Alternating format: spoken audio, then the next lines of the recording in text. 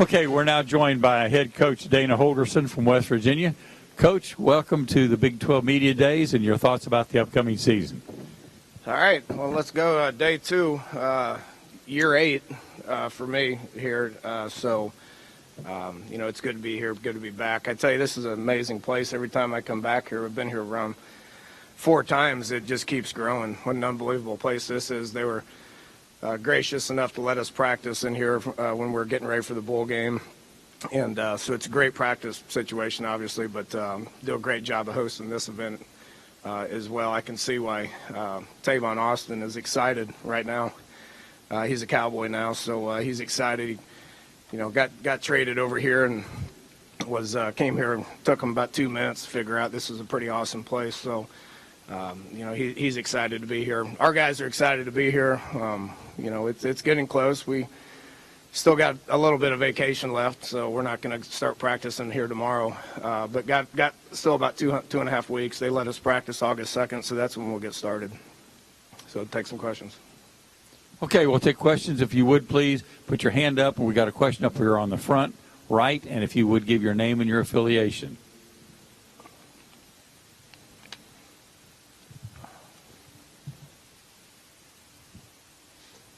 Hi, Coach. Andrew Miner with 24/7 Sports. With all your offensive weapons and other returners coming back, how are you guys handling the preseason expectations and hype?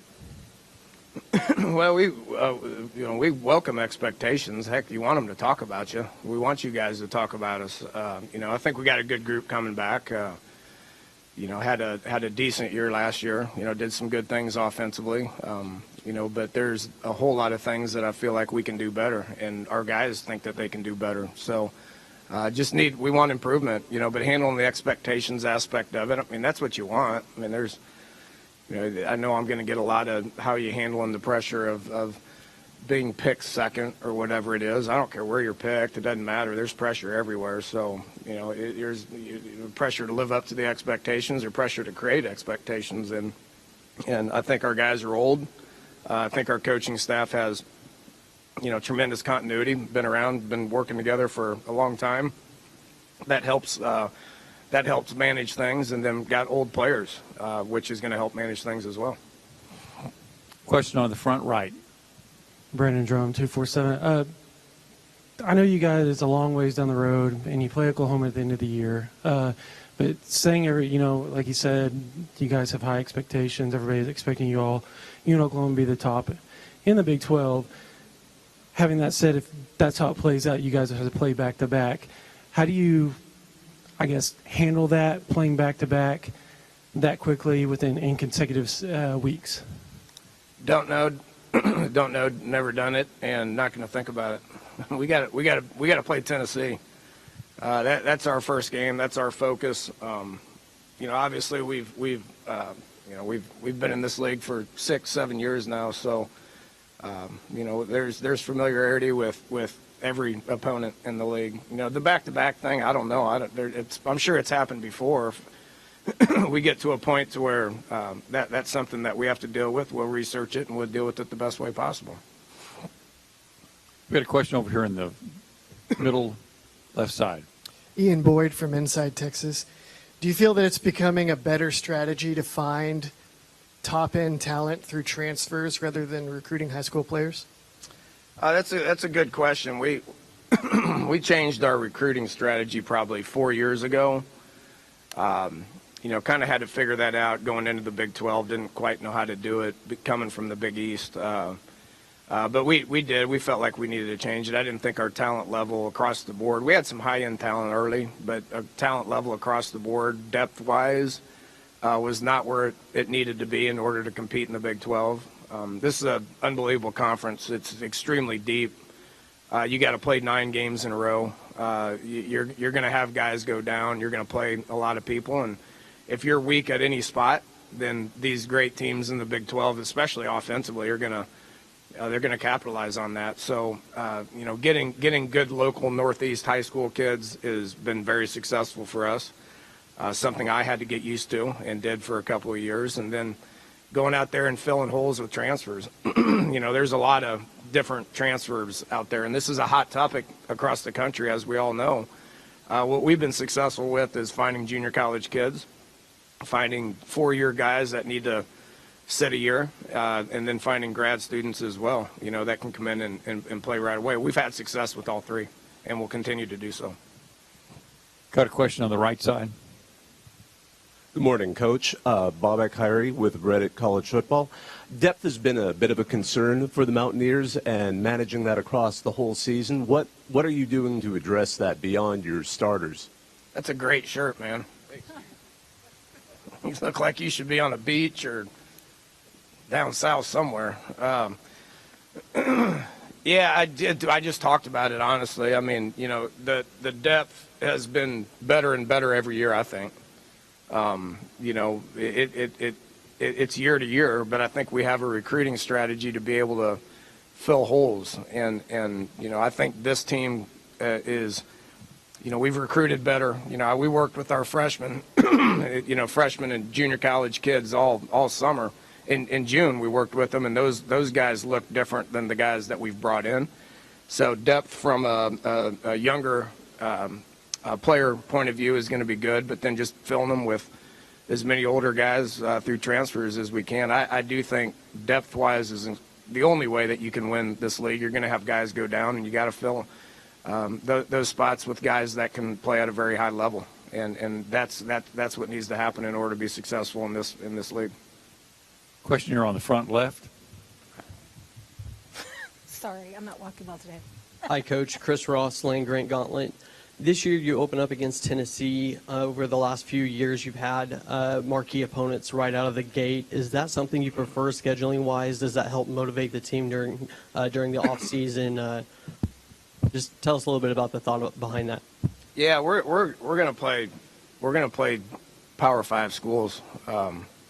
I know Commissioner Bowlesby sat up here and gave you the stats on number of Power 5 schools that everybody plays. We're very proud of that. At WVU, we play 11 Power 5 schools. You got NC State and Tennessee, along with obviously the 9 Big 12 opponents. I wish everybody would do that. It's not quite fair that we have to play that schedule, and then you got some schools in some other respective conferences that play 9. They play 9 Power 5 schools. So. It's uneven, but we're going to keep doing it. It's fair to our fan base to be able to play local schools that they remember great games in the past. Tennessee's we've never played them, but they're our neighbor.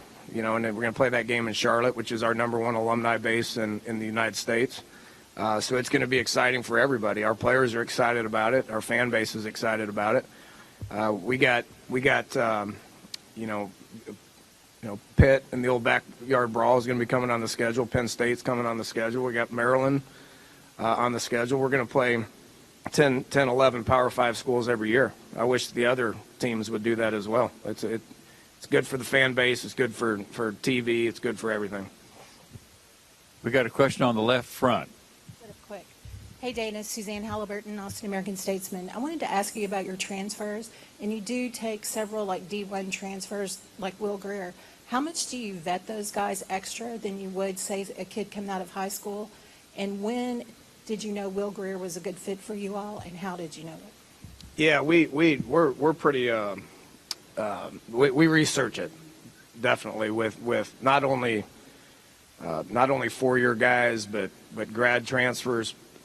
And junior college transfers as well. It's a little trickier with high school guys. You don't have as much information on those guys. But the thing with transfers is you got to figure out why they're transferring. And you got some new proposal out there. And I don't know how I feel about it yet. Guys at some point are always going to want to transfer. But why are you transferring? I don't want to hear because they're not giving me a chance. I don't want to hear that.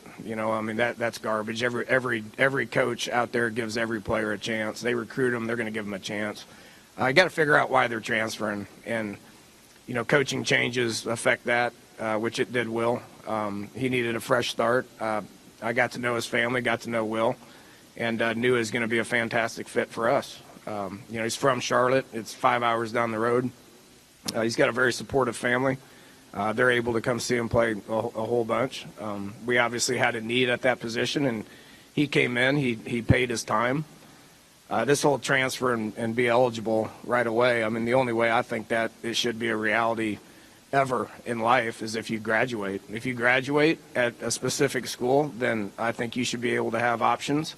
If you don't, then I think you need to pay a price, which is sit a year. You know, we got 3 more guys coming eligible this year that all transferred from specific Power 5 schools. TJ Simmons and Giovanni Haskins and Jack Allison, they had reasons why they wanted to transfer. They came in, they sat a year, they paid the price, and now they're going to play for us next year. Got a question on the outside, right? Hey, Dana, it's Brian Baldinger from Fox Sports. About a year ago, Dana, you turned over the play calling duty to Jake. And I was just curious, as a guy that spent his whole life calling plays, the adjustment for you game day, and then just reflection, looking back on it, you like your new role? Yeah, I became very interested in special teams. I had to do something, you know, so you know, my game day stuff, and I never once questioned anything that he was calling. We weren't incredibly efficient last year offensively, and that's been the sole topic of discussion from January 1 until where we're currently at. And I think, you know, just watching the practices and how Jake and Will interact, which is they got as good a relationship that exists from a play caller and a quarterback that I've ever seen. So I'm very comfortable with where they're at. And, you know, year 2 is always going to become more efficient. And I'm excited about watching that. My job is to manage people, whether it's coaches, whether it's players, manage the game. And then special teams is kind of the glue between offense and defense. I spend as much time with the defense as I do the offense. You know, so I manage players, I manage the game, and then special teams kind of glues the two sides together. Question on the aisle left. Hey, Dana, Jenny Carlson with the Oklahoman. To follow up on Suzanne's question about Will, you guys are promoting him for Heisman. He's obviously preseason player of the year in the league.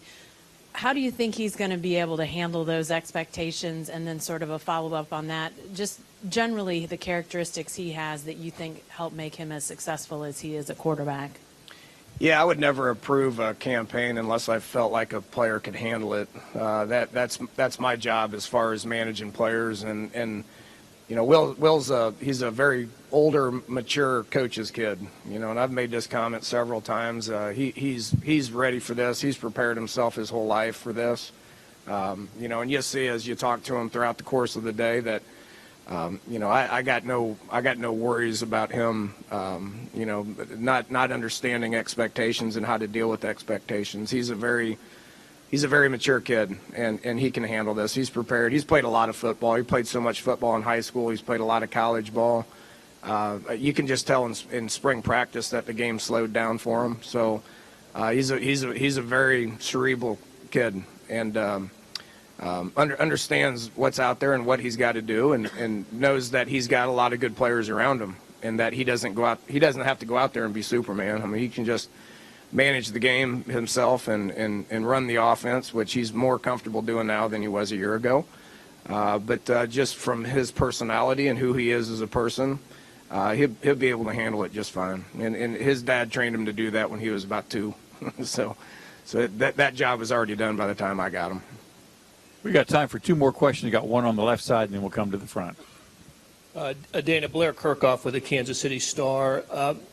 You've got West Virginia sort of uniquely positioned with the sports gambling passed by the Supreme Court. And I'm wondering if you have, first of all, general thoughts on that, and then maybe more specifically how maybe the school or the league should handle injury information. Yeah, it's been discussed, you know, obviously because it's such a high-profile situation across the country. Then it's been discussed within, you know, our office and our administration office. You know, we'll talk to our players about it. We do every year. You know, there's you know, it used to be the number one thing that would get you banned from being able to play football. I mean, it was a clear-cut number 1. It's probably a clear-cut number 2 now, based on what's happened here in the last few years. But it's something that we'll address with them. I don't have any fears of, you know, if there's 5 different spots in West Virginia, I don't think any of our players are going to go do that. They're the most recognizable figures in our state. I mean, if they're dumb enough to do that, then they're dumb enough to do a whole bunch of stuff. So I don't worry about that. With that said, it's something that we're going to have to discuss. The injury thing, I got my own opinions on injuries. My opinion's always going to be, if the guy's out long term, I'll say it. If I don't know, then I'm not going to say it, because you never know how kids respond to injuries and when they're going to be able to come back. These guys are not pros. They're amateurs. They're still trying to figure out how to play through specific injuries and stuff like that. So if a guy's out long term, I'll say it. If he's not, then we're not going to talk about it. This will be the final question for Coach on the front right. Hey, Dana. Scott Fritchen with GoPowerCat.com. Got a Bill Snyder question for you. He's going to be 79 in October. He had the cancer last year. Surprised you at all that he came back for another year? And can you give me your favorite Bill Snyder story? Nothing he does surprises me. I've watched him coach growing up as a kid. I've talked about this in length. He's one of my heroes and one of the guys that I've always looked up to. When I small kid in Iowa, I was watching him on the sidelines and all that, and then followed his career at Kansas State. He's a Hall of Fame football coach and is resilient as resilient gets. So it's not surprising that he's still going. I ain't doing it when I'm 79. I'll be lucky to be here when I'm 79. But I admire him for everything that he's done, everything that he's accomplished, everything that he's brought to the sport of football, everything he's brought to the coaching community. One of the most respected guys in the history of our game, and excited about being able to compete with him again. He's always incredibly gracious before the game and incredibly complimentary after the game. Doesn't matter if he wins or loses. He's always the same guy. The letters are famous, and nobody else in this profession does that. Okay, Coach, thank you very much, and best of luck for the season. Thank you all.